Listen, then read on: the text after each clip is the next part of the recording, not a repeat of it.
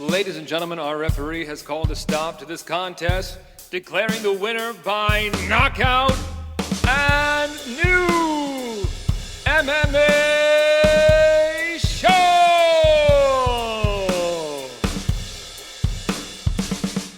What's up, people? Welcome to the New MMA show.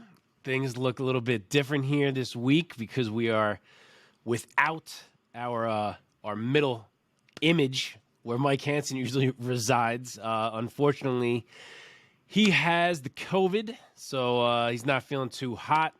He's going to miss this episode tonight, but me and Omar are going to do it, just the two of us. So we wish Mike well. I'm sure he will be back on here next week, hosting and making this sound a lot more official than me and Omar are about to make it sound. But yeah, we're gonna do it for you guys. So Omar, what's up, man? What is going on? Yeah, it's a little weird to be here without Mike, our gorgeous voice of it all. But you know, we're gonna do this in honor of Mike, so he has something nice to listen to while he recovers tomorrow. And yeah, let's get it going. Can't wait to hear the critique from Mike now that he's listening to it like, as a listener. He's gonna be like, "You guys suck." It's like, what the fuck was that intro? Oh man. All right. Well, so Mike usually gives you guys the rundown. We'll do that quick. Not the busiest week in MMA, I wouldn't say. We are going to recap some of the UFC and Bellator that happened this past weekend. We will start, as we always do, on the marquee. We'll go from there, recap some of the bigger fights from each of the cards. We will go into a lightning round to cover the rest of them. Delve into this week's update of the Priaulx Rankings, go inside the MMA sphere for some news with Omar, and then we will touch on some events upcoming this weekend. We'll mention Eagle FC, which has an event going on, and then we'll give you some previews for the UFC Fight Night card on Saturday. So, anything else need to be said before we hop into this? Yes, actually. See, I'm not used to saying these things. Listeners, viewers, thank you guys. Obviously, we appreciate you guys as always. Please check us out on all the socials, Twitter, Instagram, TikTok, etc. Give us a follow, drop us a comment, ask us a question.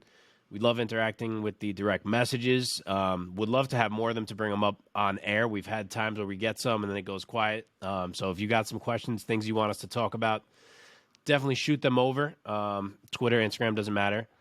And yeah, give us a sub on YouTube if you're listening. That's one of the biggest things you can do for us. We really appreciate it. So if you're someone who listens every week, you haven't subbed, throw us that sub, toss us a thumbs up, comment there, whatever it may be. But we appreciate all of it. And, of course, as Mike always says, tell a friend. You got a friend who likes MMA, let them know. Come check us out. And I'm sure there's about 5 other things Mike always says, but that's about all I got. Mike would tell you, if you don't know the guy, go make the friend. Just show us some podcasts and, you know, be best friends all of a sudden. That's it. All right. Well, let's delve into this thing. Omar, you can lead us out of the gate here, but on the marquee for this week, we have the former light heavyweight champion, Jan Blachowicz, bouncing back, getting a win by third round TKO via injury over Aleksander Rakic. What was your takeaway from this one? So Jan looked good. I thought, up until the moment where Racic's knee basically just exploded, Jan looked good. It was definitely a competitive fight. I thought Jan had better moments, more control overall, and his striking looked on point. I think that was probably some of the most trouble we've seen Rakic in quite a bit. You know, his performances over the last couple fights have been a little bit slower, but Jan didn't allow that to be the case. Definitely pushed the pace in that fight. But the ending of that fight was brutal, man. I mean, they slow-mo replayed that knee blowing out so many times. 4 or 5 times, man. Yeah, I agree. I didn't need all that. It was brutal. But his knee definitely popped out and then popped right back in. I can only imagine what that pain must have felt like. Sucks the way that fight ended. But up until that point, I had Jan winning, so I didn't really feel terrible that Jan had won. I just kind of felt that it was terrible the way he had won, I guess. Yeah. I agree. I did have it 1-1 through 2, but I kind of felt like, despite that I thought Jan was in the driver's seat. So I kind of agree. It felt to me like he was on his way to winning that fight. It was just really good to see Jan back and looking like himself. Like, he was so flat against Glover. And it's just encouraging to see that he's bounced back from that, and he looks like he's back in his championship form. Rakic looked good too. It definitely looked like it was going to at least be a competitive fight. Of course, it still could have gone either way. Like I said, I had it 1-1. I thought Jan clearly took round 1. He was burying leg kicks. That's where he did most of the damage to the left leg. Yeah. He was winning the boxing exchanges almost entirely.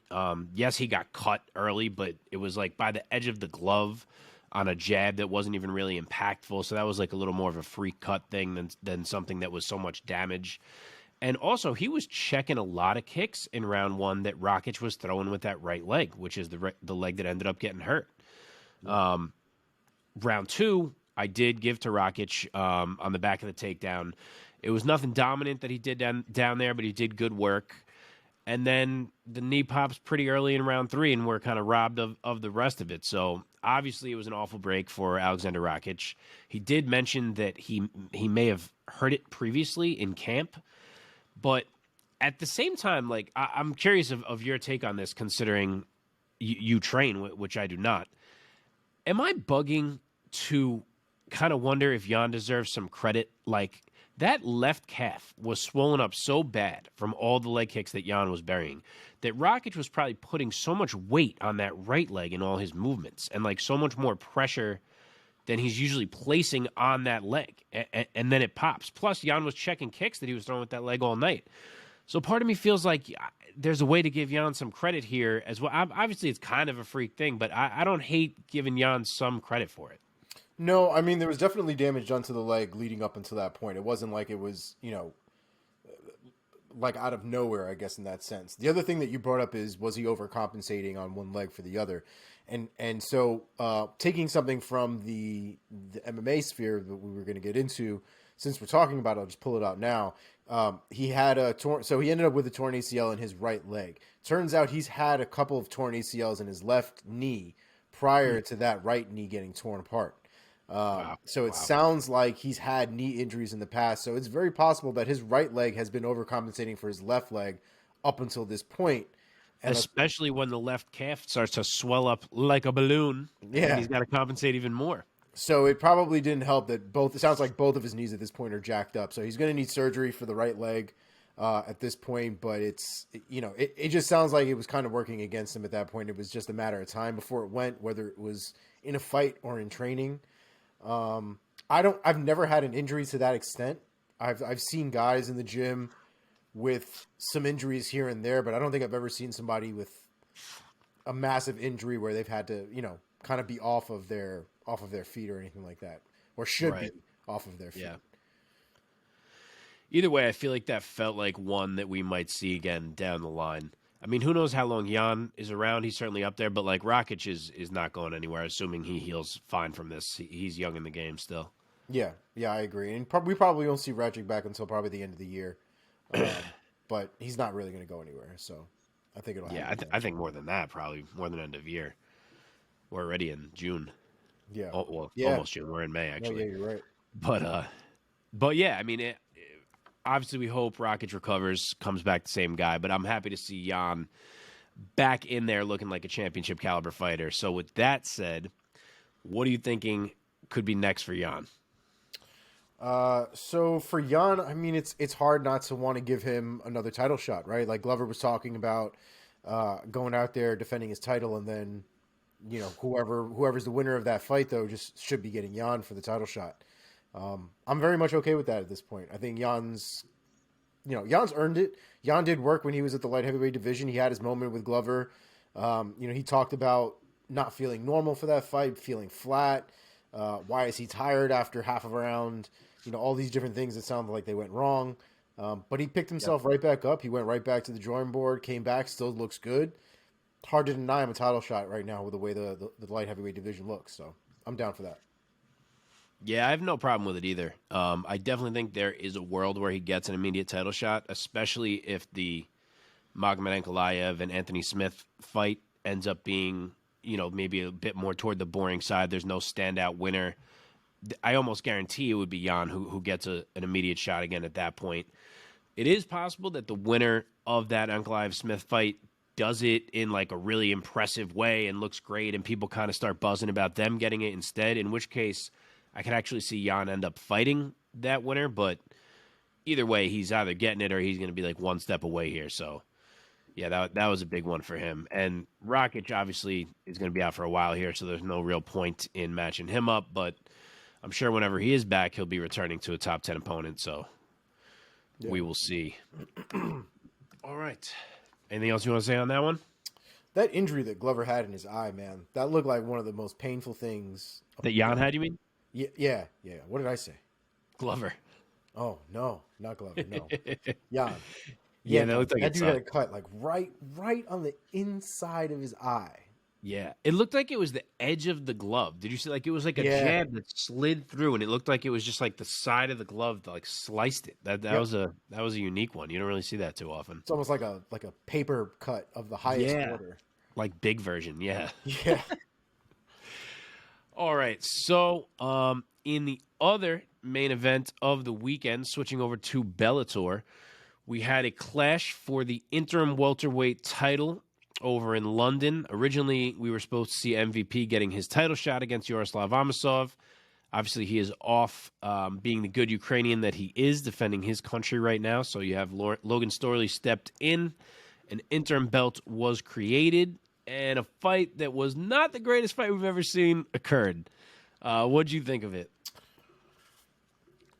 It gave me vibes of that Paul Daly fight, where like we were just about to watch the MVP Daly one. Yeah, we were about to watch basically MVP be on the ground for a majority of the fight.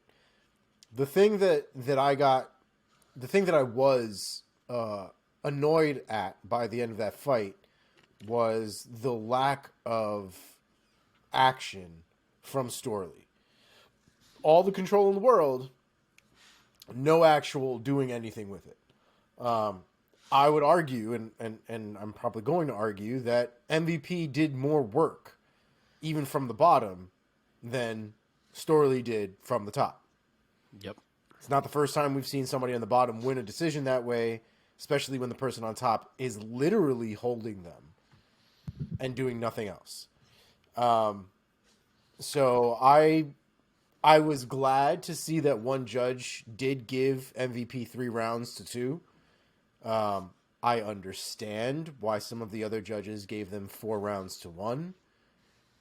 But and it might be a bias on my side just because it's not even the ground game that I'm annoyed at. It's more the lack of fight that really was in there from Logan Storley, I feel like, on the ground. And it just felt like Page had a lot more intensity, a lot more, even from the bottom, drive to finish the fight. And so I had him edging out a couple of rounds or a few rounds that I think other people probably gave to Storley just based on the fact that he was on top. And I think at some point, top control without any actual damage or, intent to finish, when you're getting countered from the guy on the bottom, when the guy on the bottom is actually throwing things and trying to damage you and things like that, that does need to be taken into consideration. So I did have round 1 for MVP. I think it was round 4? Probably 3 and 4, I'm guessing. Hey, let me find out. Hang on a second. Because I wrote it down. I had 3 and 4 for him. I couldn't deal. It was such an annoying fight that I had to write it down because I didn't remember exactly which ones I had for him and which ones I didn't. 1, 3, or 4. Yeah. I mean, the fight stunk. It's really hard to make a Michael Venom Page fight that boring, but Logan Storley certainly succeeded. And honestly, that fight illustrated like one of the biggest problems that we have in MMA right now, which is, and unfortunately, I don't have a great idea of how to fix it. And MMA has a lot of problems, but this one of being able to control a guy and win without even necessarily engaging in a fight is a big one. Like something has to change in the way we score or in what we allow, because Logan Storley, like I get it that he's the better wrestler, and it's very easy to say like, hey, MVP should be able to get up, and then we wouldn't be having this conversation. And I even said that myself. I fully get that, and MVP gets that as well. You can tell from interviews that he's done since that he fully understands he needs to improve that aspect of his game.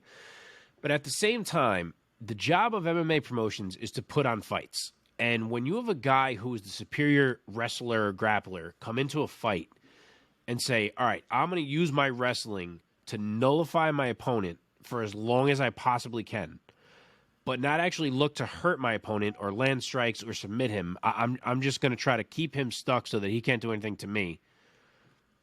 That's a problem. That's avoiding a fight, which is not what you want to have as something that can also get you a victory. You don't want the guy avoiding a fight to be able to say, oh, yeah, and then I won the fight, you know?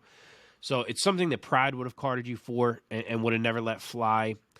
So as much as I agree that MVP needs to work on his get-ups, and I credit Storley, I guess, for controlling him the way he did, I just strongly feel like you shouldn't be able to intentionally make it so that a fight doesn't occur. And that's really what he did. He just said, I'm going to grab onto him. I'm going to hold him as long as I possibly can. I'm going to go back to my stool, and I'm going to try the same thing next round, and hopefully all 25 minutes disappear before anything else happens. So, you know, I don't have a great idea. I don't know how you fix it. Like you said, there was no damage from Storley. Any damage at all was done in that fight by MVP. I agree with you. I don't hate one judge giving him the fight. I thought he won rounds 3 and 4. I thought Storley won 2 and 5. One was close. I'm totally fine with it going to MVP. Gun to my head, I think maybe I would have given Storley 1, but I'm torn. But it was just a shitty fight all around. Not great for Bellator. Coker obviously was not happy. And it's very hard to get Coker like annoyed. Coker doesn't usually get annoyed very often. For sure. But MVP back to the drawing board, and Storley's our interim champion. But yeah, I mean, do you have any great ideas on how to what to implement that somehow prevents this? Bring back yellow cards. Yellow card. That's what I was going to say. Dude, I've been saying it for years. Bring back yellow cards and bring back red cards.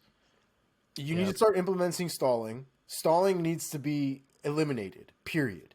And we're not talking about moments where, you know, a guy takes a guy down and he's sort of beating on him a little bit to kind of catch his breath for a minute. I'm okay with that. I understand that. I'm not a monster. I'm not a monster. I get it, right? But what's not okay is somebody just literally just face down on his chest, holding him, forward pressure for like 2 minutes, 3 minutes, 4 minutes. Like, we can't do this. This, especially when you're talking about, and Mark kind of touched on it. Like, I guess a fight's a fight. They can't really think about that in the moment. But there does need to be something said for the fact that some people are going to end up paying money to watch some of these fights. Good money. They don't want to watch you just lay on somebody. You know what I mean? If Storley was looking for any kind of submission, a key lock, a choke of some kind, a leg lock, something, we wouldn't even be having this conversation. We'd be praising Storley for his ability to continue to fight, for his ability to keep MVP off of his game, on the ground controlled, looking for submissions, being threatening the entire time. But instead, we're here trying to figure out who wins the fight because you got Storley on top controlling while MVP is trying to beat his ass from the bottom. And it's a very difficult position to be put in because technically in the rules, one would argue that damage is the most important thing in a fight over control. It is. It's ranked significantly higher in scoring a fight if you literally look up the scoring. Yeah. But and when you look at the 3 criteria, right? The damage, the octagon control, and I forget, what was the other one? Effective striking. Effective striking. So and when you look at all those, none of them are actually top control. Not one of them is. And so kind of it makes you wonder, where did this idea of top control, just winning the fight solo, come from? Because that really shouldn't be the criteria. It should be a combination of, damage, the control, the octagon control, and then, effective striking. And that also comes from the bottom as well. Yeah, I mean, if MVP would have landed like 5 more punches in each round, he might have won every round of the fight. Like, he just wasn't doing much either, which is the only reason it ended up close like this. Yeah. Like, he was not landing much either. So it's like you were dying to score for him. But in some of the rounds, he just, like, didn't give you anything either because he was just so focused on trying to get unstuck, and he couldn't get unstuck, you know? Yeah. So it was a weird fight. He went through the entire fight. I mean, you got to give him credit, though. Most people would have been demoralized, wouldn't have been able to do shit at all. But, you know, he went through a lot of adversity, still did, you know, more than I think most people who've gone up against Storley have been able to do in the first place. Yeah, he had a big round 4. For a minute there in round 4, I was like, oh, shit, like, things might happen here. Yeah. He started doing the dribbling between his legs. Like, he was getting into a groove. Yeah, and then, you know, right back down. Yeah. All right, well, we know for Storley, now that he is the interim champ, that I guess it's going to go one of two ways. I don't know how long Amosov is going to be out of action. Obviously, if he is coming back in the near future, they're going to unify those belts. If not, I got to assume that, considering MVP just got turned back, the winner of Douglas Lima and Jason Jackson on July 8th, I want to say it is very likely just going to end up getting a shot at the interim belt while Amosov is away and fighting Logan Storley. So I don't know if you have any thoughts on that one, but if not, I'm curious what you think they should do with Paige here. I mean, I don't want Paige to go too far back because at the end of the day, it wasn't a great performance from either one of them.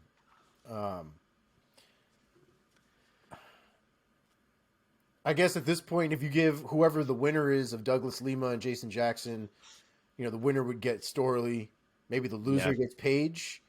And then I thought about it. Is it too soon to do the Lima trilogy? Like, that's what I was wondering. I guess it would work out better for everybody if Douglas Lima won that fight because then he can go to Storley and we can get Jason Jackson for Michael Page. Yeah. The only other thought. Oh, sorry. Go ahead. No. That's all I had. The only other thought I had was that I don't think it's been made clear, at least I haven't heard it, why Andrei Koreshkov pulled out of that Paul Daly fight. But if he's fine and he's like back in the near future, that feels like a fight that should have happened by now. Like, I would love to see Paige and Koreshkov stand across from each other. That feels like a banger. So I would sign up for that one too. Yeah, for sure. That's interesting that they didn't say what exactly happened to him while he pulled out of that fight. I tried to look it up when it happened, and everyone was just kind of like, oh, he's out. Like, it didn't even – sometimes it gives you the undisclosed reasons. It wasn't even saying that. It was just like, yeah, he had to pull out. It's like, all right, that's all we got? Just called him up. Sorry, guys. I got to pull out. I guess, yeah. All right. But, yeah, that'd be a cool one. Yeah. All right, let's flip ourselves back over to the UFC. We will talk about the co-main event, which I believe, if I remember right, you nailed, and I got quite wrong. So Ryan Spann pulls out the first round submission victory over Ion Cutelaba. How you feeling about it? Dude, I've been a big fan of Ryan Spann, and I'm not entirely sure why. I can't explain it to you. I just kind of had that vibe when he first got into the octagon. And he's had his moments, definitely, you know, his low moments, I should say. But to me, he's always seemed to have that potential to really do something in that division. He's a massive human being. And he's very, very fast for his size. He has accuracy with his punches.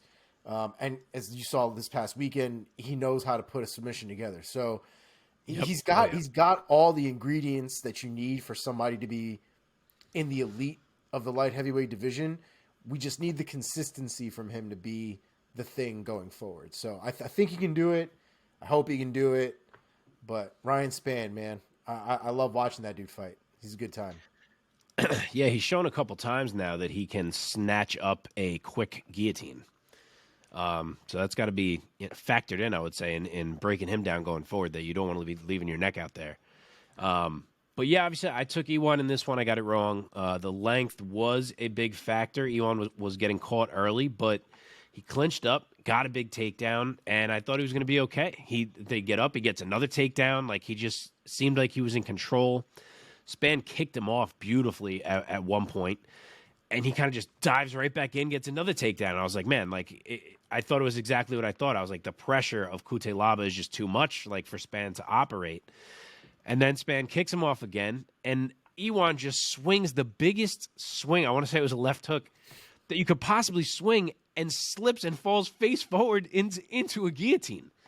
So, yeah, I mean, you're not going to see a fight end like that every day. I'm sure he was super pissed off at himself because that's a rough way to go out, to feel like you're at least somewhat in control, and then you're falling head first and just giving your head for a guillotine.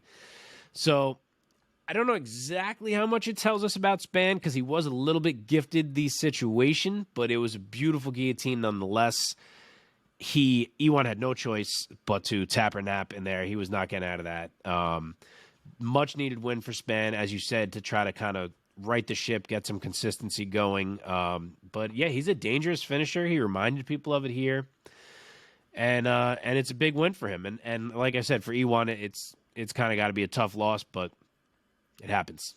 Yeah, he's a little wild for me, and that's the whole thing. Is like when things need to settle down, and he needs to kind of be able to zone things in. He doesn't really seem to have that.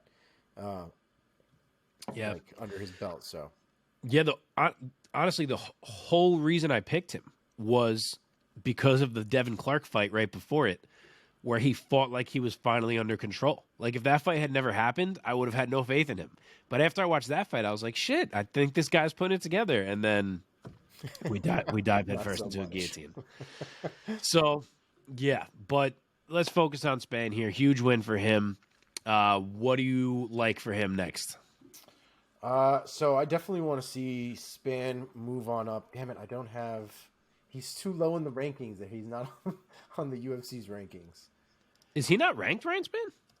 He might be 15 now, but not on the UFC's rankings. Oh no, he's 12. 12. Sorry. Yeah, I was gonna say I thought he was. So let's take a look. If I had to, oh my God, I'm looking at him right now. That's so stupid that he passed Johnny Walker, considering he lost to Johnny Walker like 3 fights ago. But whatever. You know how that works. Yeah. You know how that works. Yeah. So the real issue right now at light heavyweight is that everybody's got somebody lined up. Yeah. So it's kind of hard to figure out exactly who he should go with next. He might obviously have to wait a little bit to figure out who to fight.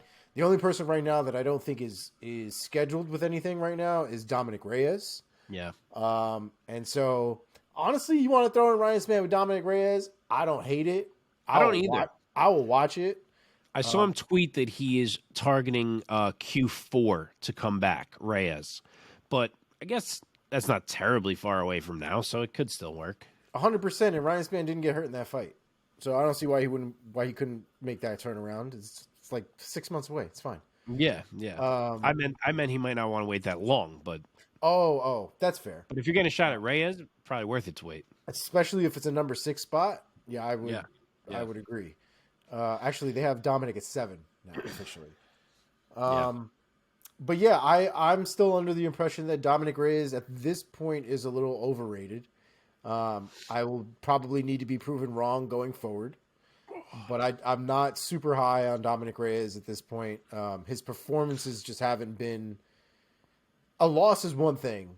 A bad performance is a totally different thing, and he's had a lot of bad performances. And I don't trust the caliber of fighter anymore at this point, which kind of sucks because I was a little high on him prior to the Jones fight. I thought he looked like a decent prospect. Yeah. I mean, not a lot of bad, just 2. Since losing to Jones, it was just Jan and Yuri. Yeah, they weren't great, though. No, they weren't great. They weren't great.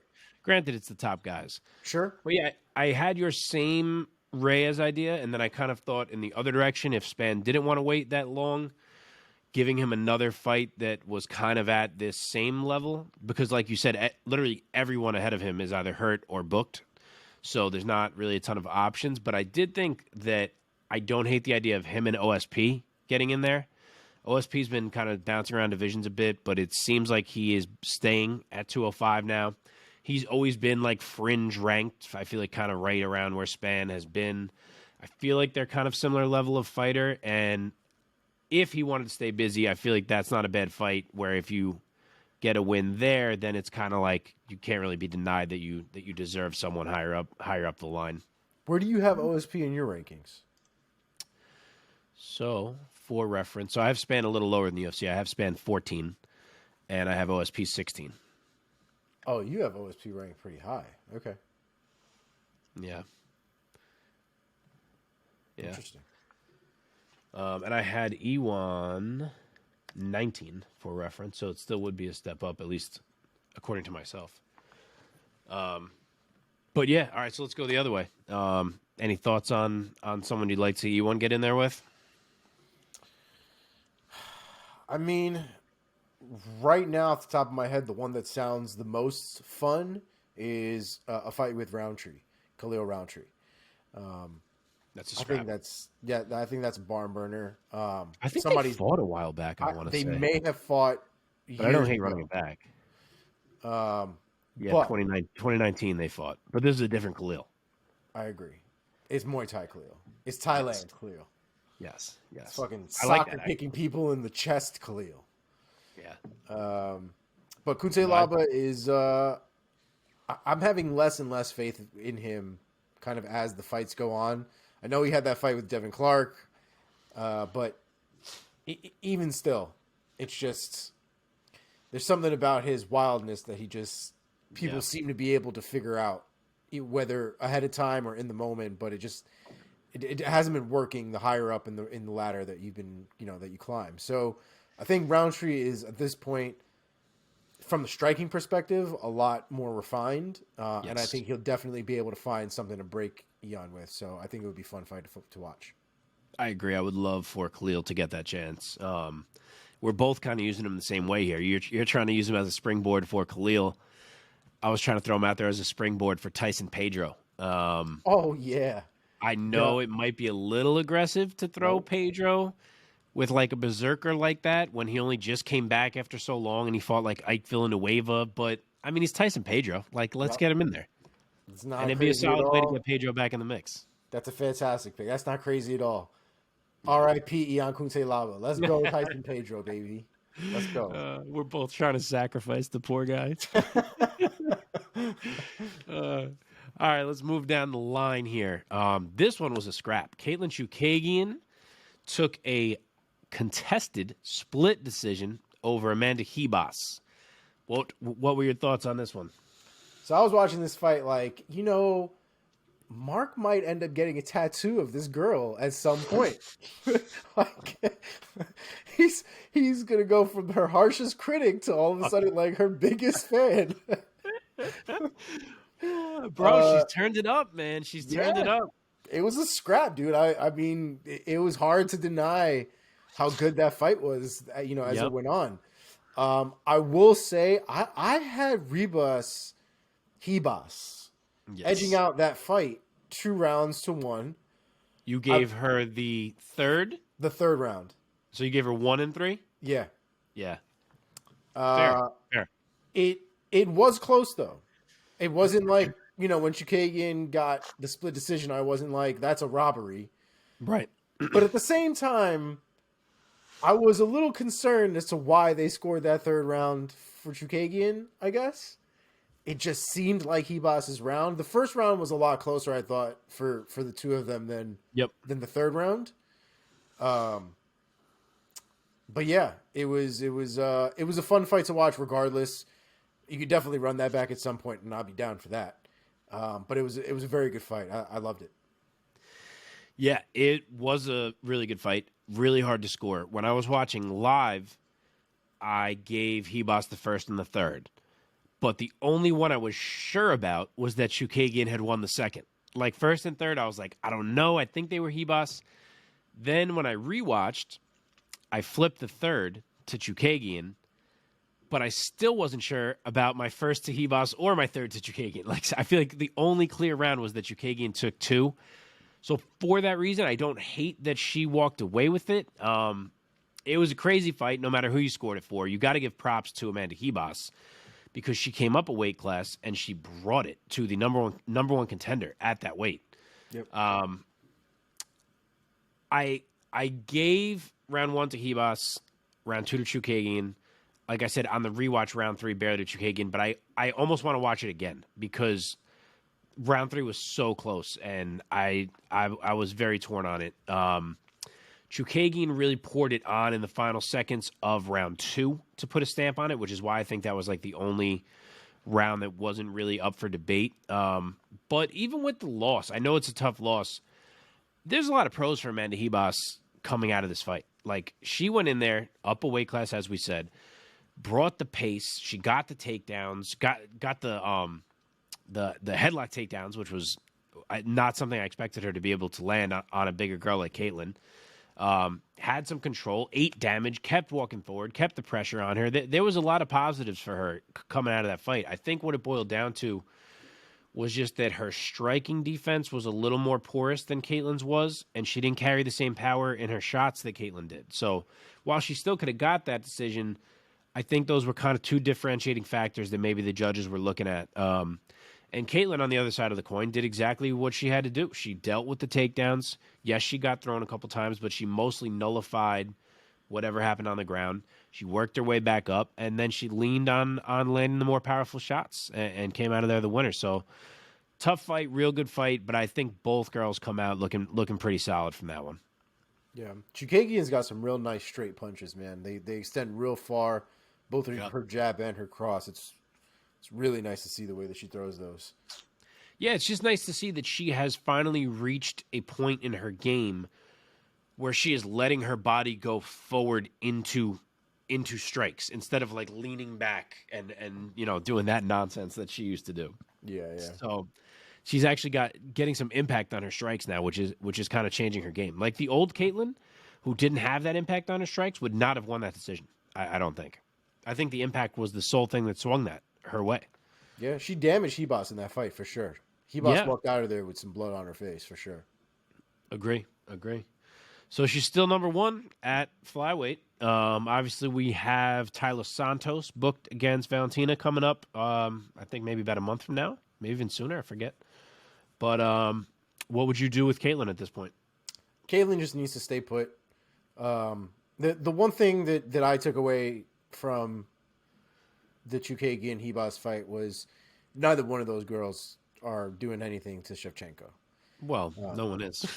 And it's just sort of like everyone's really at this point just vowing for Chookagian's spot because that's where everybody's going to live until Shevchenko either really fucks up one day or decides to retire. Yeah. I don't think Taila Santos has anything for Shevchenko. Yeah. And I don't think Chookagian is going to have much success either. I think Chookagian might win a round or 2 or something like that, especially with the length that she has. That might be one of the biggest differences in striking that I think Valentina might be facing in this division. But it's not something that Valentina, I think, would not be able to overcome or adjust to by any stretch of the imagination. But I do think it presents a different problem. That's something she hasn't seen in that division yet. Well, they did fight. Don't forget. She beat Katlyn. Yeah, like 2 years ago, she finished her. Valentina finished her. Oh, you're right. Elbows, I believe. Yes, that's correct. Yeah, that's correct. That was her first title shot. Yeah, you're right.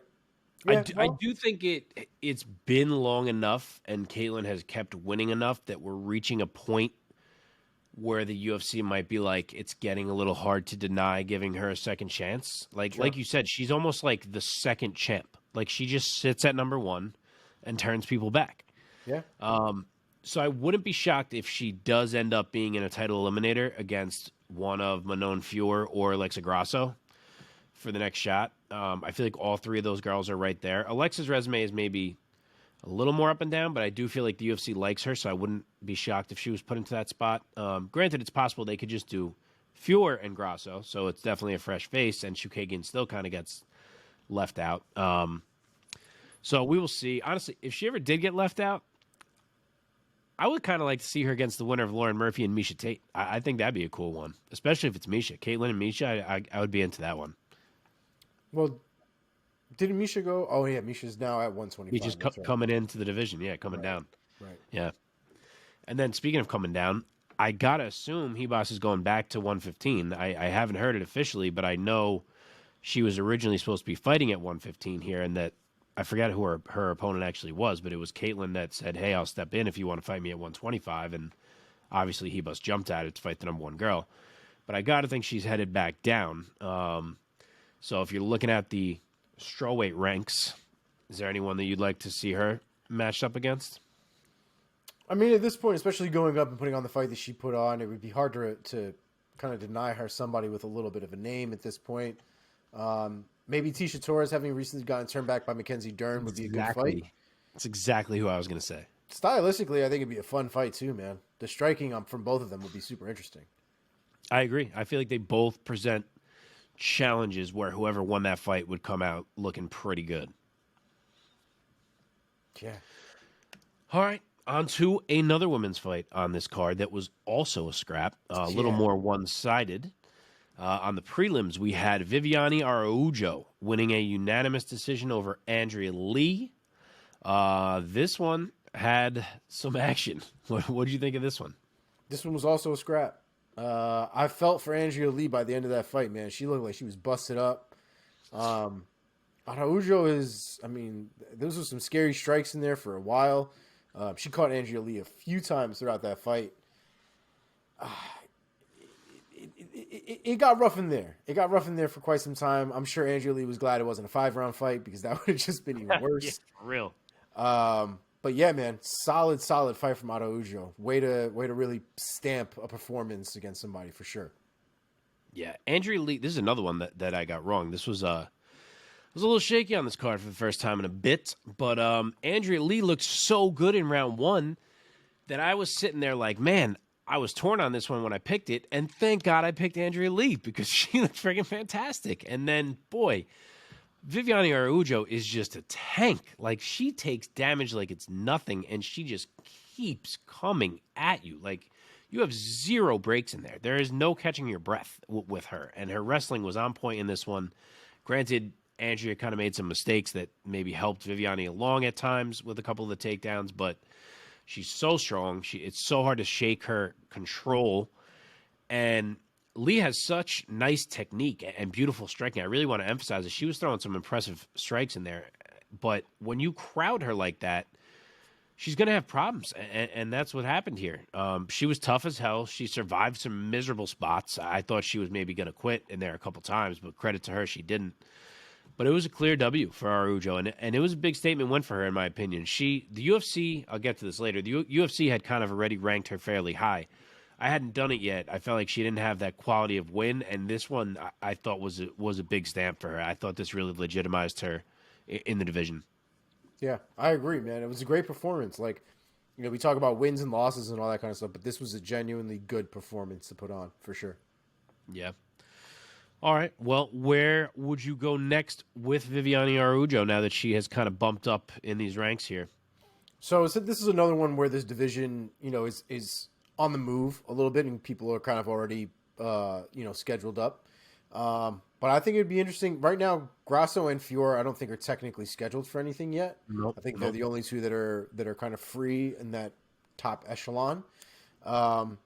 And from a stylistic standpoint, if Ribas is going back down to 115, I thought a fight with her and Grasso would be interesting. But if not that, then Viviane Araujo versus Alexa Grasso, I think would be a very fun fight. Stylistically, I think that would match up fantastically. So I'll go that route. Yeah, I like all those ideas. I was thinking, too, that if Grasso and Fiora don't end up against each other, that either of them would work against Viviane.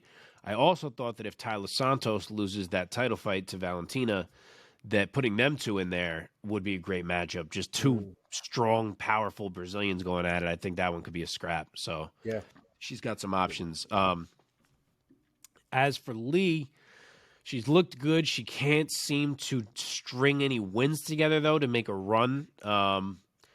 Personally, I was looking around the division. I think I might say to throw her in there with the winner of Jessica Ai and Macy Barber. I think whichever way that shook out would be a cool matchup for Andrea Lee, but it's definitely going to have to be someone who's a little further down in the division because she's kind of fought that whole top 10 practically, even more than that. She's been very up and down. So I and Barber are two that she hasn't crossed paths with yet. Yeah, I'd be down for that. I would probably give her Macy Barber at this point over Ai, just to kind of use her as a catapult. I'm kind of like Reyes. I'm not necessarily sold on Andrea Lee being number 9 in the division. That just seems like a default, just having her there. And at this point, while I'm not 100% sold on Macy Barber in general yet, she's definitely, I think, put on a lot more solid performances in general that I think it'd be interesting to see what she does against Andrea Lee. I feel you. All right, well, we are going to throw the rest of this card and some of the Bellator fights into our lightning round. All right. So, first one on the list, Davy Grant. Round 3, knockout of Louis Smolka. What'd you think? I got to start writing down what my picks are because I forget them as soon as I make them on this show. Oh, we all picked Grant. But I'm pretty sure. I don't know who. Did anybody get round 3? Because I said round 1, so no. I told you though, man. Louis Smolka. I don't have the confidence in him that I once used to years ago, and it honestly doesn't look like he does either. And I hope he can figure it out because if not, he's just taking all this damage for no reason. So that was a bad knockout from Davy Grant. Yeah, it was. Yeah, I thought Grant was clearly the better fighter here. He showed it right out of the gate. I actually thought he had Smolka finished like at that 30-second mark in round 1. But to Smolka's credit, he survived and he made adjustments and he gave Grant problems in round 2. And he stayed in the fight. But to Grant's credit, being the better fighter, as I said, yes, he got thrown off a bit by Smolka in round 2, but he came out in round 3, refocused. He went back to the calf kicks where he had put in a lot of work earlier in the fight. Yep. And that's what paid off. That's what closed the show. He drops him, and then the strikes on the ground were like pinpoint precision, put Smolka out bad. So, yeah, great statement win for Davy Grant that we kind of expected him to get, but he got it in nice fashion. Yeah. Let's do Manel Torres, round 1 TKO of Frank Camacho. Go. Frank Camacho is obviously a guy who comes to scrap. And obviously he would murder me in about 4 seconds. But at the UFC level, the man has shown to be a bit of a punching bag, unfortunately. I got to think that's going to be the last one. I think he's like 2-6 in the UFC and looking progressively worse, if you ask me. Torres put it on him. He walks forward. He throws big shots. Dana loves that type of fighter, as does the crowd. So that's a great debut for him. You can't ask for much better in a debut than a 2-piece walk-off. Yeah. I mean, what can you say, man? This is another knockout for Torres. He looks better and better each time he's in there. I mean, I'm always down to see this kid fight at this point. Yeah. All right, let's do Alan Nascimento with a UD over Jake Hadley. The debuting Jake Hadley, kind of a big prospect, did not work out for him. Yeah, so Nascimento, I believe, is Oliveira's boy. Yeah. They were cornering him that whole fight. It was a good performance. Was it Nascimento's debut? Second. He had lost his debut to Girlan Bekov, I think it was, but it was a close fight also. Okay. Yeah, it was a good fight. It was a good performance. The kid's pretty well rounded, I got to say. Yeah. He's got decent striking. His ground game, it looks like, is a solid ground game for sure. But yeah, it was a solid performance. It'd be interesting to see kind of what if decisions are what he's going to be doing from this point forward, or if we can find get a finish from him and see what that looks like. But it was a solid performance to really stamp that he can find a win in there. Yeah, I thought you could see the skills of Jake Hadley, even though he was losing the rounds. You could understand why he had the hype on him that he did, but yeah, I said this last week. It was a tough ask for a debut. Nascimento is a tough veteran fighter. He's got skills everywhere. He's well-rounded. He was able to lean on his grappling for the most part, and he takes away Hadley's O. So, I'm sure we'll see Hadley bounce back. I'm sure he'll learn from this one, but very nice win for Alan Nascimento. Yeah. Michael Johnson, round 2, much needed KO of Alan Patrick. And go. Michael Johnson. Let's go, baby. That went more or less how I thought it would. I thought he'd be able to find the kill shot by round 2, but man, that man's hand speed is still like nothing you've ever seen. Like, you don't want to blink when you're watching him because his hand speed just carries so much drama with it. Like, it just feels like he can sleep a guy at any single moment, and eventually that's exactly what he did. He dropped him with a 4-piece combo. Who does that? So I'm very happy to see Michael Johnson back knocking dudes out. Yeah. Yeah, it was nice to finally see him win. You know, he's had a rough latter half of his career so far. And it was nice to finally see him and Henry Hooft kind of pick one up together. Patrick's striking is fucking god awful, though. Like, Yeah, I've always thought that. holy It's dangerous. crap. Like, he'll land something stupid on you, but it's not, like, technique-wise, it's not there. Yeah, I mean, him trying to find entries to throw stuff against Michael Johnson, he was literally. I mean, he might as well have been yelling, "Here I am, hit me!" I mean, it was terrible. It was terrible. It really was really bad striking. I'm just glad Michael Johnson was able to take advantage of the striking opportunities that man has, to say the least. And really come out with a performance that looked solid, because he did. He looked fast. He looked like he always had his feet under him. Didn't look like he was pressured at any point. And Patrick, was coming forward. There were moments where, even with the ridiculous striking, he was pushing forward. He was having, Johnson moving around, moving back, moving laterally. But he looked good, countered effectively, landed a lot of strikes on him, and landed on, perfect shots right on the jawline, right in the temple. The one that put him out was that 4-piece, that last one, landed flush on his jaw. Oh, yeah. And then the kill shot on the ground was maybe even more flush. Oh, yeah. Just a perfect hammer fist right down. Yeah. It was great. It was a great performance from Johnson, man. I'm glad he's finally on a win streak, or win Right now. Yeah, I love that, man. Unfortunately, the next one we'll talk about was not as feel good for us, as Virna Jandiroba wins a UD over our girl Angela Hill. Yeah. Go. Yeah. Every time we hear Angela Hill talk about the gains that she's made from training and stuff like that, like, you want to believe that the gains have been enough. But the reality is, there are some of these women who have been doing ground game just as long as Angela Hill's probably been doing striking, if not longer. And it's just they're too far apart in skill at this point. And people like Jandiroba, when they have the opportunity to, they're going to take advantage of the ground game. And she did. Yeah. And it was bad. And it could have been worse, because, she could have found a submission, but she didn't. But she, Angela Hill basically spent the majority of that fight, like 95% of that fight, just trying to survive on the ground. And it sucked to watch. As an Angela Hill fan, it sucked to watch. Yeah, I knew Jandiroba had that grappling, but for some reason, I just didn't think it was going to be as effective as it was. I don't know. I just had too much faith in Hill. And it's not like she looked terrible, but she just kind of got beat all fight long. Like, just got out-grappled, out-controlled. She was defending, but she was losing the rounds. And a nice win for Virna. She legitimizes herself kind of as a contender on the bottom end of those rankings with that one, I would say. Yeah, for sure. Your boy, Tatsuro Taira, UD over Carlos Candelario. Go. Yeah, Tyra looked smooth, very fast, very well-rounded. You can see why there's buzz around him. They're always hoping for a Japanese star. The kid is only 22 years old. Couldn't get the finish, which would have been even a bigger deal, but he delivered well enough in his debut here. Won every round. He looked good.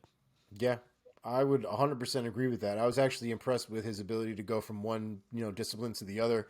Yeah. Japan's one of those places, that side of the world can sometimes be one of those places where you wonder what the ground game, the level of the ground game is really going to end up looking like in the end. Unfortunately, that side of the world, to be honest, just sometimes like our side of the world in comparison to places in Russia or even the Middle East when it comes to the grappling,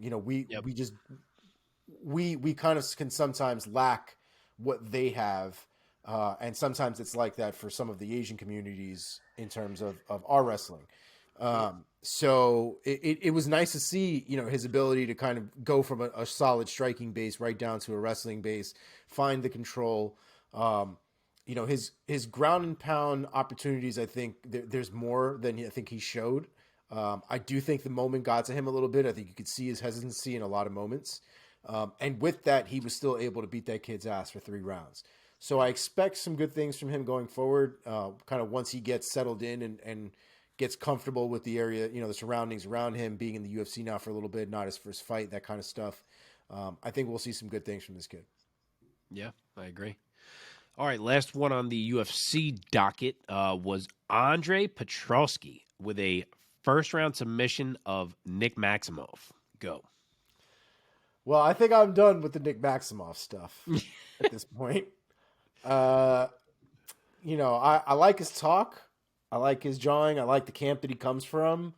The first fight, we could chalk it up to, things happen. This fight, the boy beat you where you live.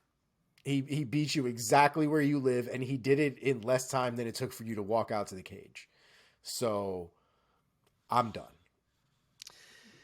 Yeah, I have not been impressed by Nick Maximov in either one of his wins, and for some reason I picked him in this fight. Really, the only reason I did it is because I just didn't trust Petroski's cardio, but God, I didn't think it was going to be over in 1 minute. Yeah, didn't matter. So, yeah, I don't think anyone alive had is it Petroski or Petroski? I don't know why I constantly forget this man's last name. I think it's Petroski. But I don't think anyone alive had him winning by sub in 1 minute. Like, that was freaking crazy. But that transition and the squeeze on the Anaconda was disgusting. And that is a big win for his career. Like, he just kind of went from being the tough guy to, like, a guy to watch. Yeah. I mean, we did talk about it last week, and we did say that the styles were going to either make for a really exciting fight or a real boring-ass ground fight. Yeah. And thank God it was the former, because that was a hell of a submission. Yeah, valid. Next on the list, Fabian Edwards, brother of the welterweight contender Leon Edwards, round 1 KO of the great Lyoto Machida. Go. Yeah, Lyoto got caught, man. It's not every day that you see Lyoto Machida get caught, but he did. He didn't see the left elbow coming. On the break of the clinch, coming over the top, it caught him flush, and credit to Fabian Edwards because he poured it on. He did not let him off the hook, and he got an enormous win for his career. I don't care what stage of Lyoto Machida it is. That is a big win for Fabian Edwards either way. Yeah, and it definitely wasn't a fluke either. You know what I mean? The elbow was an opportunity he capitalized on, but the reality was that follow-up I thought was even more impressive than the elbow itself, because it's very difficult to catch Lyoto continuously afterwards. Even with Lyoto rocked, Lyoto is still very good and very elusive, and knows how to survive, but Edwards didn't give him the opportunity to, by any stretch of the imagination. It was a good finish. Yeah, it was. Then we have Kana Watanabe with a round 2 submission of Denise Kielholtz. What'd you think?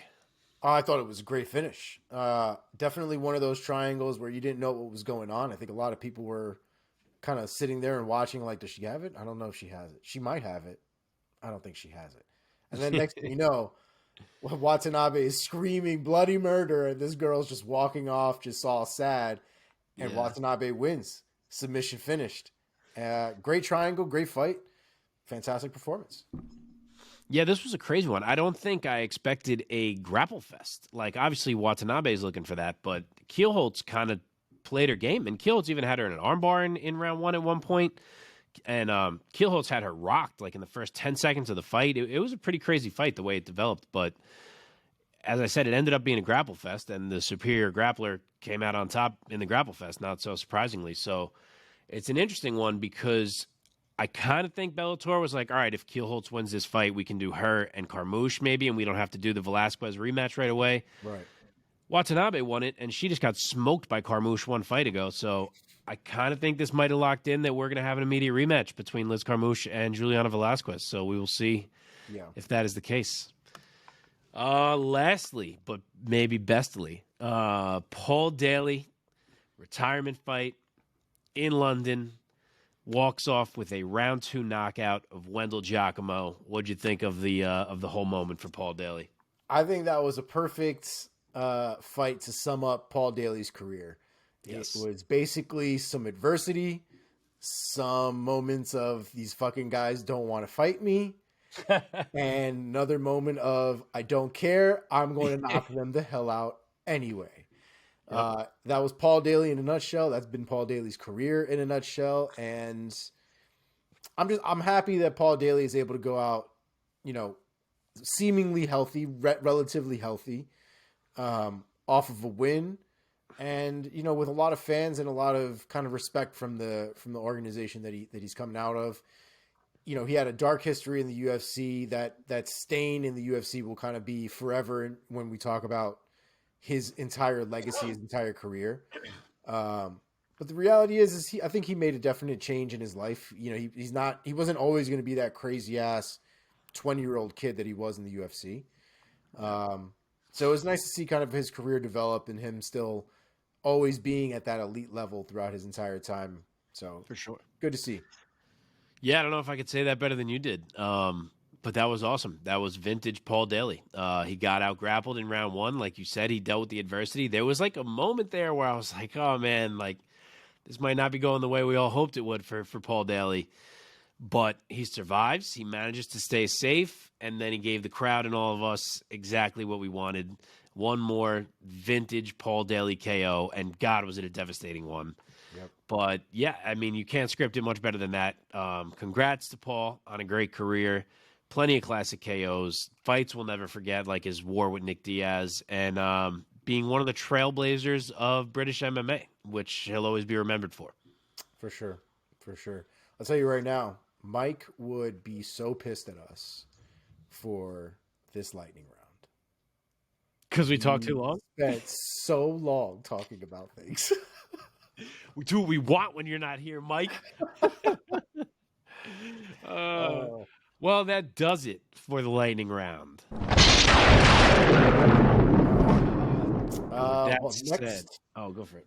I'm gonna bring the boy in. Next on the list to continue the motion down is Mr. Priaulx with the Priaulx Rankings. Mark, take it away. Thank you. I should have known you were introing me there.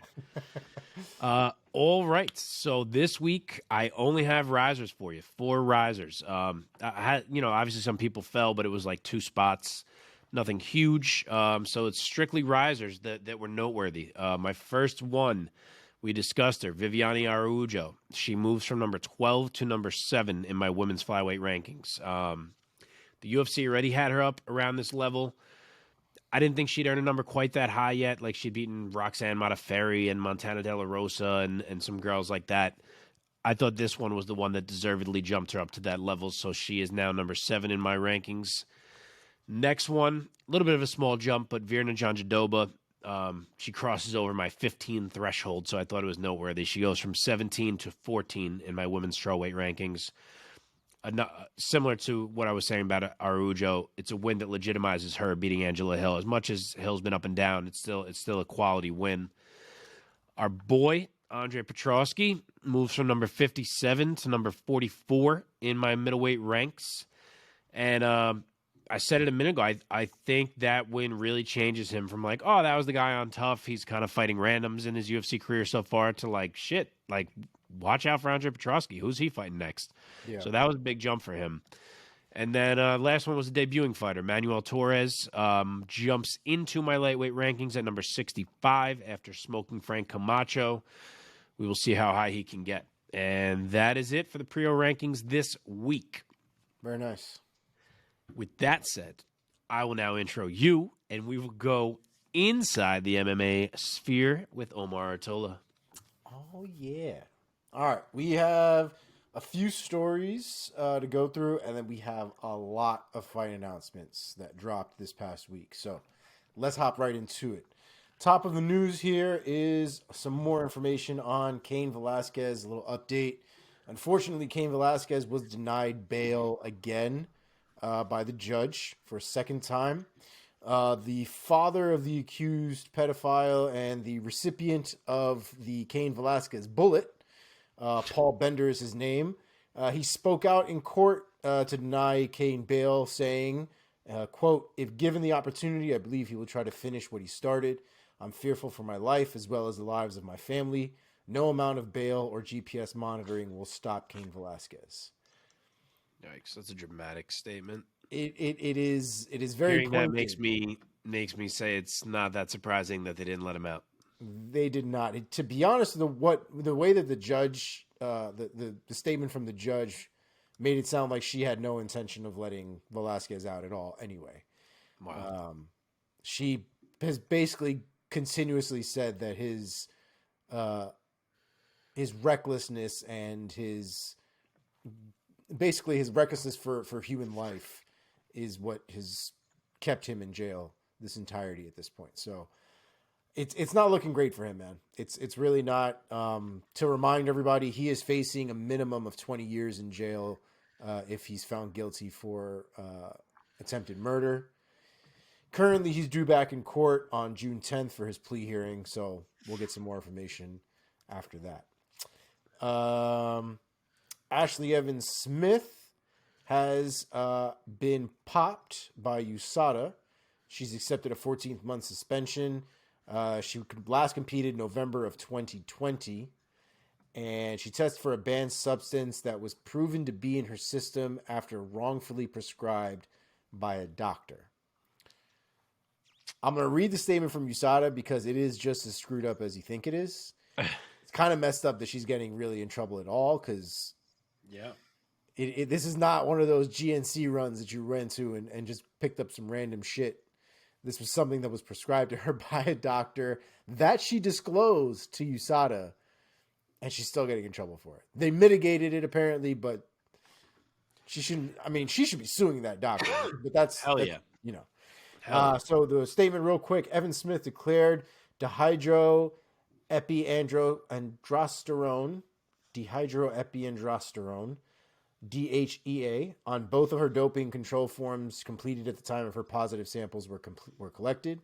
During an investigation into the circumstances of the case, Evan Smith provided evidence, including medical records indicating that a physician incorrectly prescribed DHEA to her.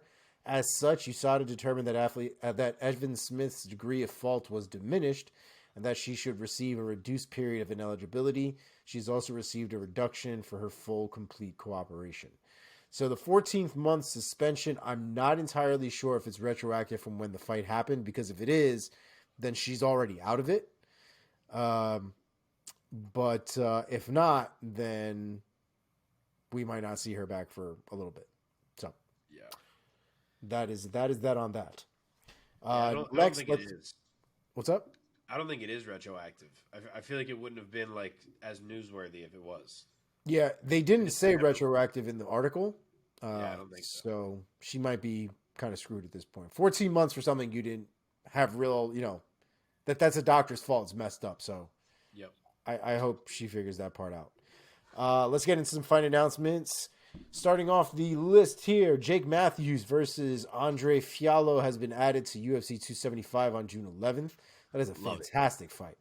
Yes, Ricardo Ramos versus Danny Chavez has been added to UFC Austin on June 18th.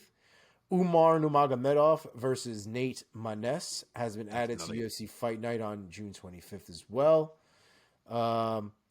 Jim Miller versus Bobby Green has been added to UFC 276 on July 2nd, which is the International Fight Week card. Brad Riddell versus Jalen Turner has also been added to that card. Big jump for Jalen Turner. Yeah, it is. And I definitely think he can live up to it. I pick him for that fight personally. Wow. Sarge Eubanks is fighting Marina Moroz on UFC Fight Night on July 9th. Josh Fremd is out against his fight with Cody Brundridge. Trishan Gore will now be stepping in for the UFC Fight Night card on July 9th. Michelle Waterson versus Amanda Lemos has been added to UFC Fight Night on July 16th, which means the surgery that Waterson just went through seemed to work out in her favor, so that's good. Li Jing Liang is back. The Leech versus Muslim Salikov. That's been added to UFC Fight Night July 16th. Billy Quarantillo versus Bill Algeo has been added to UFC July 16th card. That's a banger. That's a whole banger right there. I feel like that's like a mirror match. Yes, agreed. Ricky Simone versus Jack Shore has been added to UFC's July 16th event as well. That's a great one too. There'll be a lot of wrestling in that fight. Paul Craig versus Volkan Ozdemir has been added to UFC's London card on the 23rd. I believe that might be headlining the London card. I'm not entirely. I don't think it was specific, but I believe they are headlining that card. No, isn't Aspinall headlining that card? Oh, you're right. Tom Yeah. Aspinall is. You're Aspinall absolutely and Blades, right? Is that who he's fighting? Yeah, Aspinall and Blades. right. Yeah. Yes. Diego Ferreira versus Drakkar Klose has been added to UFC 277 on July 30th. Justin Tafa versus Dontal Mays has been added to 277 as well. Drew Dober versus Rafael Alves has also been added to 277. Vicente Luque versus Jeff Neal has been added to UFC's Fight Night on August 6th. Myra Bueno Silva versus Stephanie Ager has been added to UFC Fight Night on August 6th. Terrence McKinney versus Eryk Gonzalez has been added to UFC Fight Night on August 6th as well. Gerald Mearshart has been added to the Fight Night card on August 13th against Bruno Silva, which... Oh, wow, I missed that. Yeah, that's a solid fight right there. Yeah, it's a good fight. Azmat Mirzakhanov versus Devin Clark has been added to UFC's August 13th card. And Aspen Ladd versus Sarah McMahon has been added to the August 13th card as well. Last but not least, Sean Woodson versus Luis Saldana has been added to UFC's August 20th card. That's all I got for you. Thanks for coming to the Sphere. You weren't lying. That was a lot of fights. It was a lot of fights. All right, so before we preview a bit of this UFC card, it's not the biggest UFC card in the world this weekend, but we will do at least, I think we're going to do 5 of the fights for you that we'll really break down. But before we hop into that, let's just touch on this Eagle FC event. There are plenty of relevant fighters scattered throughout the card, and couple big-ish ones at the top. What are your thoughts on this thing overall? So I have two completely different thoughts on the 2 different fights. So the first fight we have here is Yorgan De Castro versus Junior Dos Santos. This seems like a fight that would have probably happened in the UFC at some point had they both not been cut. So I think it's interesting that we find them here kind of in an eventuality on a different promotion. I still think Junior Dos Santos more than likely pieces up Yorgan De Castro, but I think it'll be interesting to see exactly what happens. Junior Dos Santos, for all of his wins, has had some really bad losses getting knocked out. So anything is possible. The second fight is Hector Lombard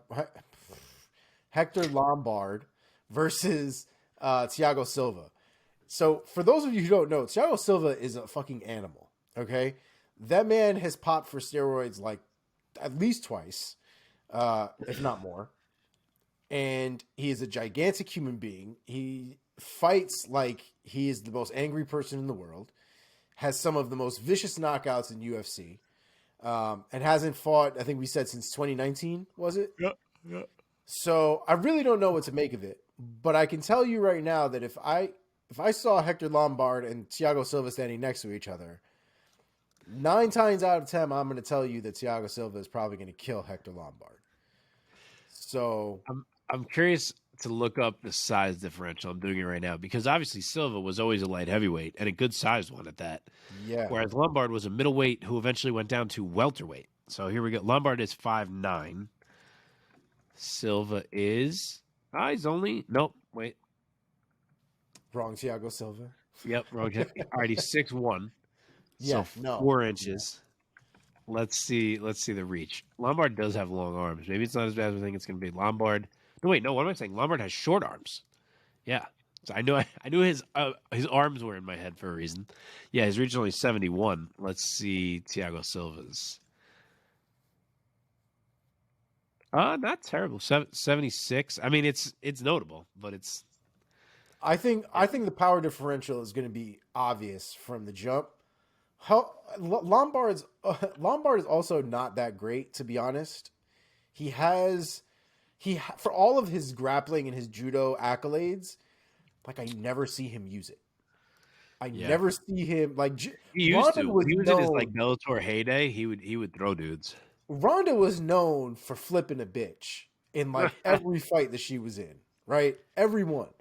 Hector Lombard can't trip somebody to save his life in the fights that I've seen him in. So maybe he could put something together, but in my head, Thiago Silva is walking in there with a body bag and walking out with a body in it. So this is going to be bad.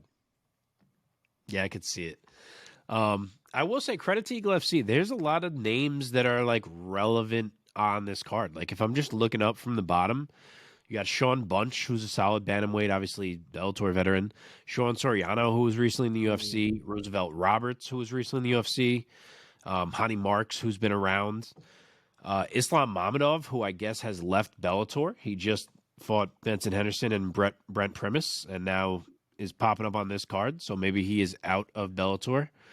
But he's a quality fighter for sure. Daryl Horcher, who was in the UFC. Andrew Sanchez, who was in the UFC for a while. Maki Pitolo. Like there's a lot. That's the same Andrew Sanchez. Yeah, it is. Yeah. There's a lot of known names on this card. But yeah, for the two bigger ones, the co-main, yeah, I have no clue how you pick this fight. Absolutely no clue. It's two guys who are well past their prime. Lombard actually hasn't fought MMA since 2018, whereas Silva's only 2019, which feels totally wrong. It feels more like Silva hasn't fought MMA since 2010. But yeah, I mean it's an older light heavyweight against an older guy who usually fought smaller. I mean, he's been active in like bare knuckle lately, but yeah, I don't know how you pick that fight. They're probably going to stand in the middle and swing, and someone's going to fall down. The one that's like a more relevant fight to me is seeing JDS back in there. Like, obviously, he is older, but when he kind of got more or less forced out of the UFC, like, he didn't want to go. He didn't want to be done with MMA at all. And he was still like a top 10 heavyweight in the world at that point in time. Like, he'd lost a bunch in a row, but it was like Francis and Blades and Cyril Gahn. Like, you know, in 2019, he beat Derek Lewis. So, and those losses were in 2020. So, and he beat Tai Tuivasa right before that. So it's not like he had fallen off some cliff where he was losing to guys who weren't the elite of the elite. So I'm sure he is thrilled to be getting a marquee spot back in MMA here. And if he is still Junior Dos Santos, I think he probably puts out Yorgan De Castro. But I'm curious to see how he looks here. And I'm kind of interested to see if he does look really good, like what happens. Like if a Bellator or like someone who would be like, you know what, Junior, like, why don't you come in here for a couple fights? Like, I'm curious to see. I'm curious to know what his motivation is at this point, because at this, you know, he's already been the UFC heavyweight champ at one point. You know, he has that accolade now forever. He has the wars, the legendary wars with Kane, which will go down forever. He's got solid wins against a lot of, you know, big name guys in the division. So what is the motivation now? Are we still like trying to be the best? Are you trying to go back to the UFC at this point? Because it sounds like, it honestly sounds like the UFC pissed him off so bad that he's not going back, even if he had the opportunity to. I think that is the motivation. I think it's like, I am still a top heavyweight and you guys acted like I'm not, and I'm going to come in here and show you. But is it money? Like, are we talking about money being the main thing? Because if it is, then, you know, Bellator might be the way to go. You know, Bellator will pay big money for a name like JDS. I don't know what Eagles' pockets are like, to be honest. I don't think JDS right now would be fighting for peanuts now, though. So I would assume they've got some money somewhere. I would think, didn't we talk about how like this kid's getting money from the sheiks or some crazy shit? Yeah, I don't really remember, but yeah, something along those lines. I mean, they might have infinite money to like pay these people at this point. Those Middle Eastern dudes are rich as shit over there. Yeah. So it's very possible they got a bankroll to really get some of these guys, and they've gotten some serious names in Eagle FC apart from the four that we just mentioned. Yeah, they've done well for themselves. Like guys seem to be very willing to hop over on their cards. Yeah, and it's quickly becoming, you know, a place where we might see some of these legends return and kind of put on another performance and things like that. We might see Rampage in Eagle FC at some point. You never know. Yeah. So, yeah, it'll be interesting to see what goes down the line. But for right now, it's fun to see Junior Santos back in action. Yeah, for what it's worth, he is minus 330. So we'll see if he delivers. All right, let's jump over to the UFC. We have a fight night Holly Holm versus Katlyn Vieira. As I said before, it's not the deepest fight night we've had. It's one of the lesser ones in a little while here. So we'll hop into some of these for you. But before we do, Omar, you got any ones lower on the card that you want to highlight? Yes, I do. Probably more so fighters than whole fights necessarily. Yep. One of Mark's favorite fighters, Chase Hooper, is fighting on this card. I'm still sort of like up in the air. Chase Hooper is a fun personality, but his fighting hasn't really backed it up entirely. He's got very interesting ground game, but his striking is kind of hot garbage. But it's so bad that there's no way it could get worse. It can only get better. So I'm hoping to see some improvements, going forward. But I guess we'll see what that's about. Jonathan Martinez is also actually a really good time for those of you who can fight. Win or loss, that kid's usually in a banger. So the fight against Vince Morales should be really fun. Those are really the two that I'm spotlighting for this card, apart from the ones we're about to talk about. Yeah, I don't love much. I was going to spotlight Martinez myself. I do like him. I thought he looked really good against Alejandro Perez in his last fight. Yep. Morales is like kind of a dangerous finisher, but I think Martinez is probably going to be the better martial artist. But we will see. I like that fight. Yeah. All right. With that said, let's hop into some of these. We will start with Parker Porter welcoming Jailton Almeida to the heavyweight division. It's not actually a move up there for Jailton Almeida. It's that he was supposed to be fighting Maxim Grishin. Grishin fell out of the fight. The man who raised his hand was Parker Porter. He said, hey, come fight me at heavyweight. And Jailton Almeida said, sure thing. So here we are. I guess if I'm presenting the fights, I will give you the odds when I bring them up. So the odds on this one, despite the move up, Jailton Almeida is still minus 600. And Parker Porter is plus 450 the other way. Oh. What you think? I mean, it sounds like they don't want anybody to put any money on Almeida, like at all. I mean, the reality is Almeida has a reputation, and he has a reputation of being able to choke a bitch. And Parker Porter, for as tough as that guy is, and he's a gritty fighter, he's a tough fighter.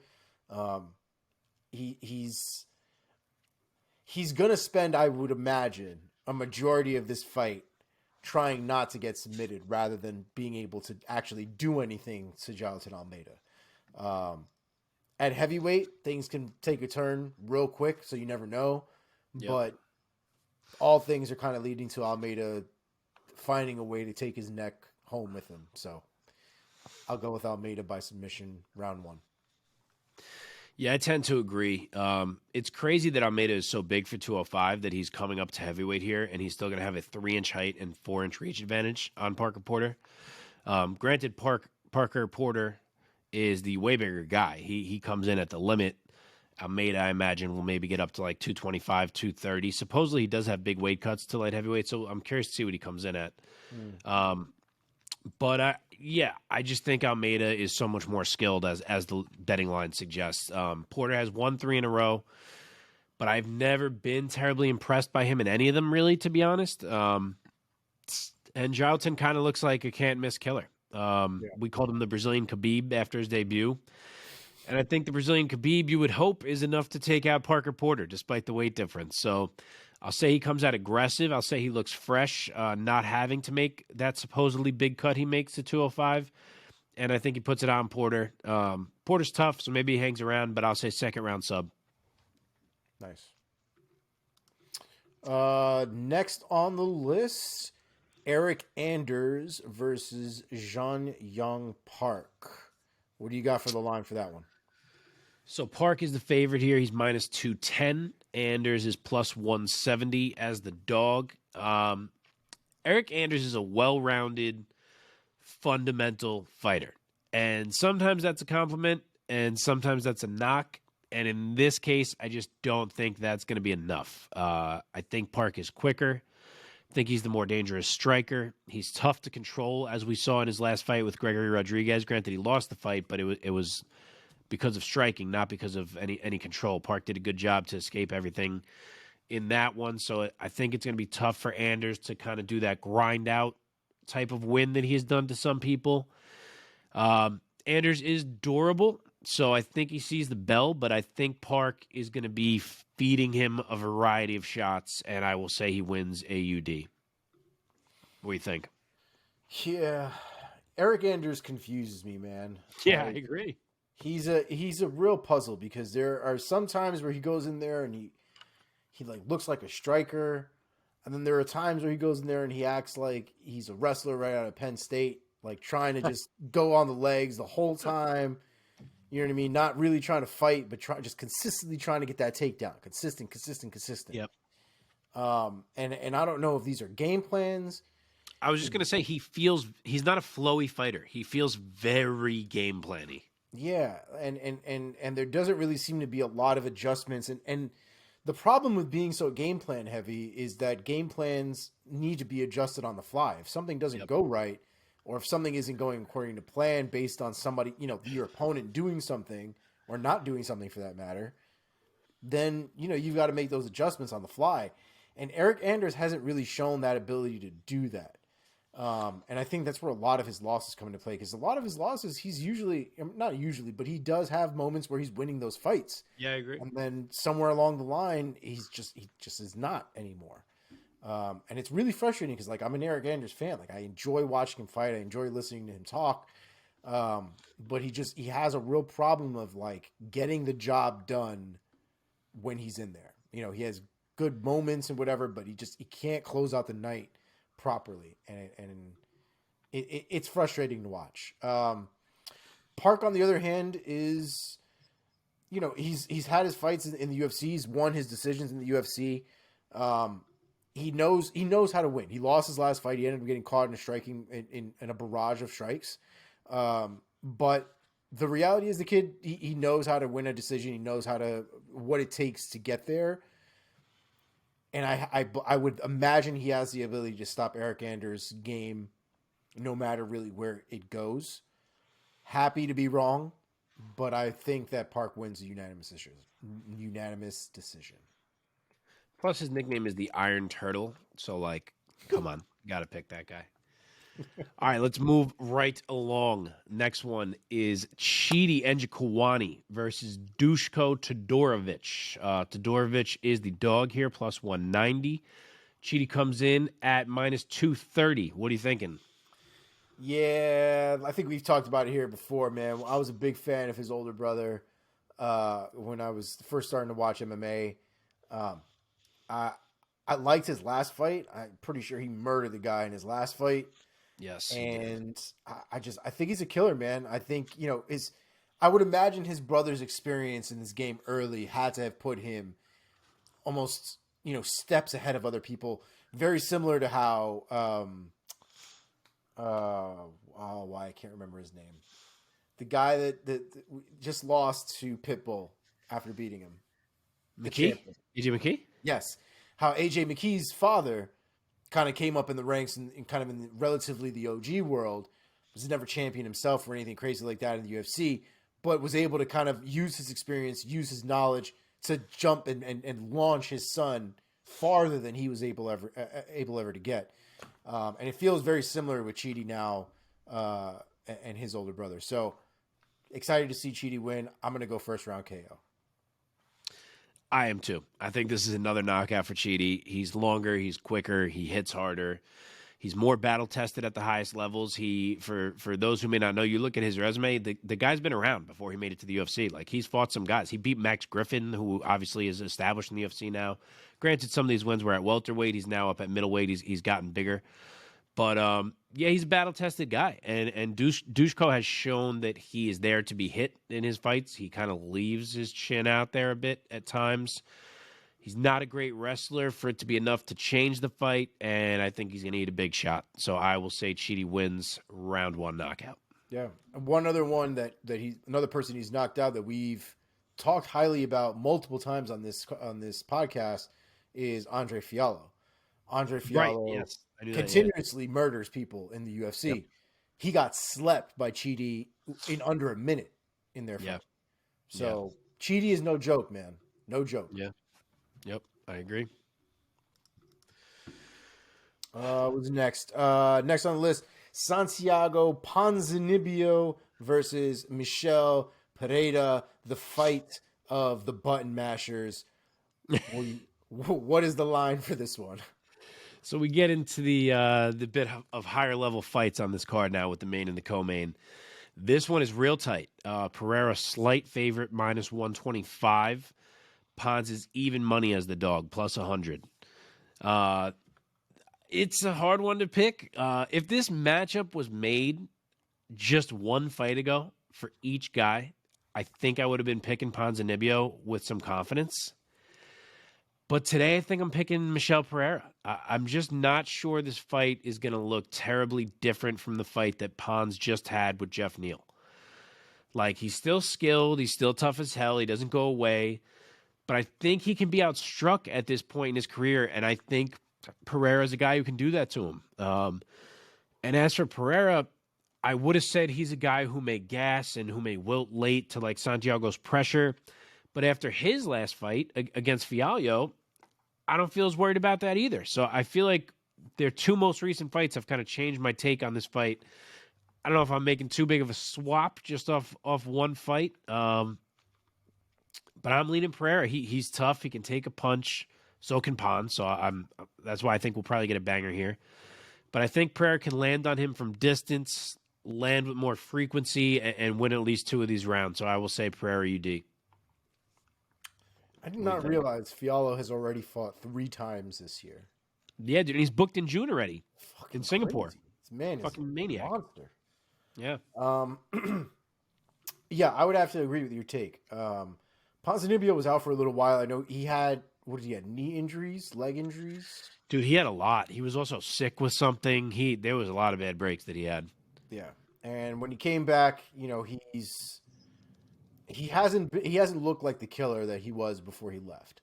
And he's dropped a couple of those fights. The Miguel Baeza one almost seems like, you know, everybody's been killing Miguel Baeza, and he barely got through the Miguel Baeza fight. Oh, so that hurt you to say. It did. It wasn't great.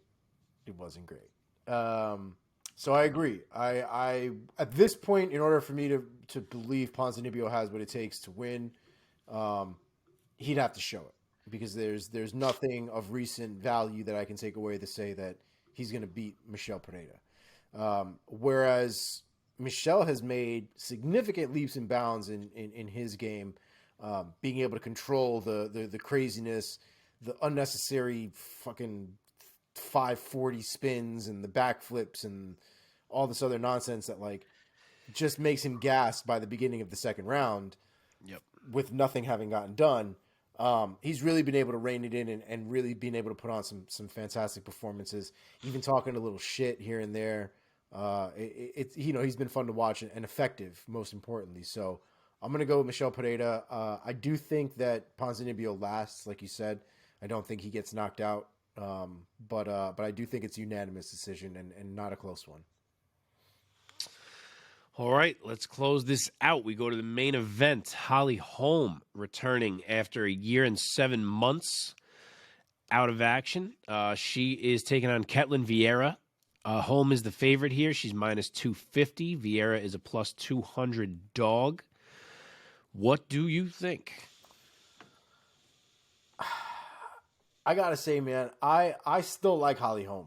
Holly Holm is, if nothing else, the queen of technique. That woman is basically a textbook personified. Everything she does is as technically perfect as it can be.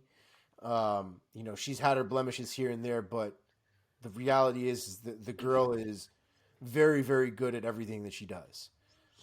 She is very well-rounded, especially on the ground, especially considering the fact that she was a boxer before all this MMA stuff. Yeah, I think about that all the time. It's crazy. Yeah, and she's a very decent wrestler, man. Yeah. Her ground game is legit as fuck. Yep. Katlyn Vieira, though, she's got hands. She's definitely got some hands. The thing that I don't trust about her, though, is her well-roundedness, her ability to actually adapt to different situations as they occur throughout the fight. Holly Holm is probably one of the best when it comes to adapting. If something isn't going right, she will figure out another strategy to get around whatever the obstacle is. And I think we're going to see a real difference in experience and a real difference in the approach to how that fight's going to go. And I think Holly Holm is going to end up winning this fight, but I do think it'll be a decision, a 5-round decision, but I do think it'll be a dominant one from Holly Holm. Well, you can tell we don't create any fake disagreement first take style on this show because we have agreed on all 5 fights that we have previewed, and we agree again. As I said, she's been out for a year and 7 months. She's 40 years old. It gives me some pause, but I'm not about to pick Katlyn Vieira.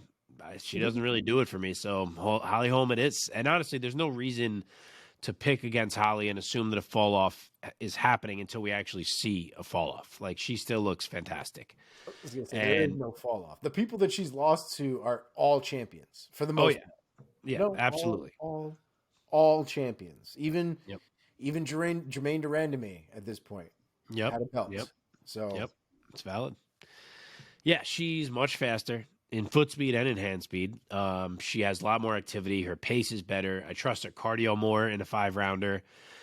And I just don't know what it is that Vieira can do to win this fight. Like, I don't see her being able to take down and hold down Holly Holm enough to work any kind of game there. And I just think Holly can control the fight. I think she can dictate it, and I think she can outpoint her in maybe every single round. As you said, I don't trust Vieira to adapt in fight and turn things up in ways that she has to. I don't like how she looked against Misha. I know she got the win. I don't know if I see a finish.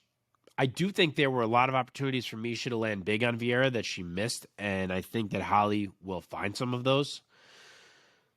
But I think I'm going to say it lasts, and it's just a dominant decision win for Holly Holm. I expect Vieira's face to be fucked up by the end of that fight. I kind of agree. Like, I kind of agree. All right, well, we did it without Mike. We don't have any trivia this week to close out for you guys without Mike. But yeah, clap it up for us. We stepped up under pressure. Mike is very missed right now. It feels there is a void. There is a void that is not being filled right now, unfortunately. It didn't feel the same. It did not. If you're listening, send Mike some teddy bears, some balloons, some get well cards. He needs If you want to make Mike really happy, just hit the subscribe button because that's it. I mean, he gets giddy for those. So do it. All right. Anything else you want to say before we get out of here? Almost forgot to mention. How did I almost forget to mention? I'm going to UFC 276, kids. I thought you were going to say it when you brought up International Fight Week. Totally forgot. Well, me and the wife got some tickets. Finally, we were screwed. The year of 2020, when the pandemic hit, we had plans. We had our hotel booked already. We were waiting for tickets to go on sale. It didn't happen, obviously. So we finally got it done for 2022. Hotels booked. Airline tickets are booked. UFC 276 tickets are bought. We've got to get the tickets to the UFC X conference center so that we can go to like the 2-day international fight night event or international fight weekend event. There's apparently a concert that they're hosting too with Anuel, who my wife loves reggaeton and all this stuff. She was very giddy about it. So we're about to have a hell of a weekend, man. If you're gonna be there, you should just shoot a comment and you know what I mean. Maybe we'll meet up during the fights and take some pictures and you know what I mean. That's a great point. Yeah, I'm gonna be very jealous of you that week for sure. I can't fucking wait. I can't wait. What is it? What's the date of that event? July 2nd. July 2nd. Okay. Nice, dude. Yeah, man. All right. Well, thank you, everyone who stuck with us for the whole episode here. We appreciate you guys. Again, follow us on all the socials, @new_MMA show. Leave us a comment. Send us a DM. Throw us a thumbs up wherever you listen. And, yeah, the subs are huge.